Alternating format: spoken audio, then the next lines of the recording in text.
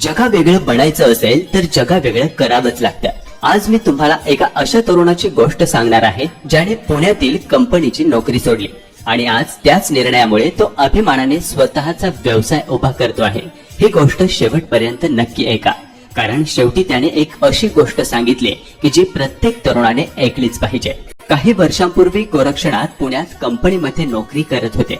महिन्याला पगार मिळत होता, पण मनात एकच विचार सुरू होता की आपण आयुष्यभर दुसऱ्याचं स्वप्न पूर्ण करायचं की स्वतःचं। आणि याच विचारातून त्यांनी एक मोठा निर्णय घेतला। नोकरी सोडली आणि गावाकडे परतले। घरी 9 एकर कोरडवाहू शेती होती।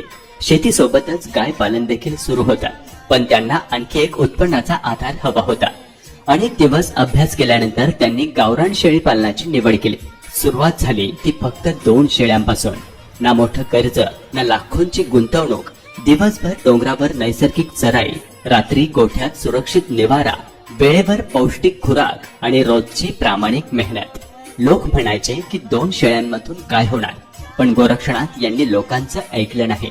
त्यांनी आपल्या कामावर विश्वास ठेवला आणि आज त्या 2 शेळ्यांचं रूपांतर 25 ते 30 गावरान शेळ्यांच्या फार्म मध्ये झालंय। गाय पालन आणि शेळी पालनाच्या आधारावर त्यांनी स्वतःचं घर बांधलं, विहीर केली आणि आपल्या कुटुंबासाठी स्थिर उत्पन्नाचा मार्ग तयार केला। गोरक्षनाथ सांगतात की कोरडवाहू भागात शेतीवरच अवलंबून राहणं कठीण आहे, पण शेतीसोबत पशुपालनाची जोड दिले तर परिस्थिती नक्की बदलू शकते। आणि आता त्यांचं पुढचं लक्ष आहे 100 शेळ्यांचा आधुनिक फार्म। त्यासाठी स्वतःच्या शेतात चाऱ्याची लागवड, सुसज्ज शेड, नियमित लसीकरण आणि योग्य व्यवस्थापन यावर ते काम करतात। आणि शेवटी गोरक्षनाथ यांनी सांगितलेली एक गोष्ट माझ्या मनाला खूप भावली। कोणताही व्यवसाय छोटा नसतो, छोटा असतो तो फक्त विचार, मेहनत, संयम आणि सातत्य जर असेल तर यश मात्र तुम्हाला नक्की मिळतं। मित्रांनो, नोकरी सोडून स्वतःचा व्यवसाय करण्याचं धाडस तुम्ही कराल का, याचं उत्तर तुम्ही आता कमेंट मध्ये लिहा। आणि लक्षात ठेवा, जगा वेगळं बनायचं असेल तर जगा वेगळं करावंच लागतं।